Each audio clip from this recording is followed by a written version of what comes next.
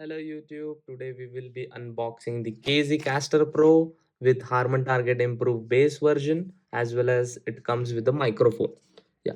On the back end side it is clearly marked there. Also there is mention of weight, plug type. The weight, by the way, is 68 plus minus 5 grams. On the right hand side we have the recycle info. If we remove the cover, we see the IEM in a plastic, transparent plastic exposed. Also below there is a small section which has the cable with the 3.5 mm connection, on cable microphone as well. There is extra tips for the uh, large and small ear tips. We have the IEM. Also there is some sim ejector like tool to have the hardware level equalizer done. So we have to manually attach the cable.